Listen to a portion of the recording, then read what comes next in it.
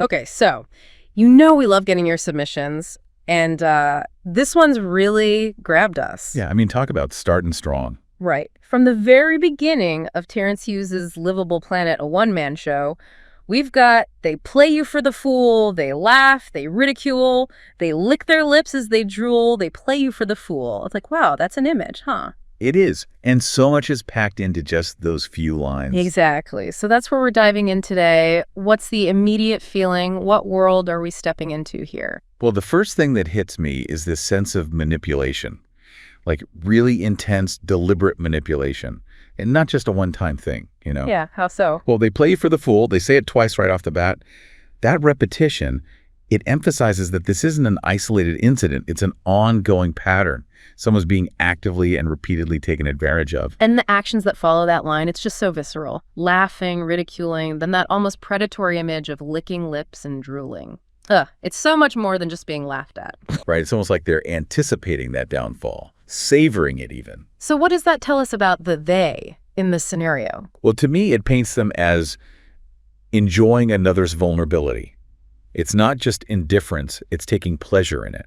And then the licking and the drooling, that adds another layer, right? Like there's something about the fool they want. Like they're about to exploit it. Exactly. It could be power, resources, whatever it is. It's like they want to consume it. And that right there, it sets up this really stark power dynamic. You've got the manipulator, the exploiter, and the one being manipulated, the victim, the fool. Okay, but then the lyrics take this really sharp turn. But you got a cat for your mouse, a chimney for your house, a key for your cage, and a hacksaw for your chain. That's almost a direct response to everything we just talked about, what's happening here.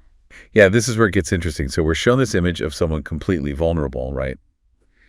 But then we get these lines, and suddenly it's like, wait a minute, the fool isn't completely powerless after all. Right, there's a shift. So how do you interpret these metaphors? Let's start with a cat for your mouse. It almost flips that power dynamic we talked about. Now the mouse, who we might see as weak, actually has a powerful defender. So it's like saying you underestimate me at your own peril. Exactly. Now what about a chimney for your house? That one feels different to me. Less about direct confrontation and more about having a safe space. Like a sense of security or refuge. Yeah, exactly. The house could symbolize something personal, something valuable to the fool, and the chimney is protecting it, providing warmth, maybe even a way to signal for help. And then there's the key for your cage and a hacksaw for your chain. Those are straight up tools of liberation, no question. So even in confinement, there's the potential for escape, for fighting back. Right. Even when it seems like you're trapped, there might be a way out. It speaks to agency, to the possibility of breaking free from whatever's holding you back. Wow. So in just a few lines, we've gone from this feeling of utter helplessness to seeing this spark of hope, this potential for the fool to push back against the manipulators. And then to add another layer, we get this line. But there's always good and evil, there's always wrong or right, and if you ain't dead, you're living in the shadow or the light. How does this fit into everything we've been talking about? This is where Hughes introduces a moral framework for this whole conflict. So it's not just about power struggles, it's about right and wrong, good and evil. And that idea of living in the shadow or the light, that suggests that even in survival, there's a moral choice to be made. Like choosing which side of that divide you're on. Exactly. And the fact that they're not dead, that implies this struggle, this navigation of the moral landscape is ongoing. It's a constant process of figuring out where you stand. Okay, so let's step back for a minute. We've only looked at the opening lines of Livable Planet, a one-man show. But even in these few lines, there's so much going on. We've got manipulation, exploitation, but then also this resilience, this potential for the fool to actually turn the tables. And it all plays out against this backdrop of a fundamental moral conflict. You got it.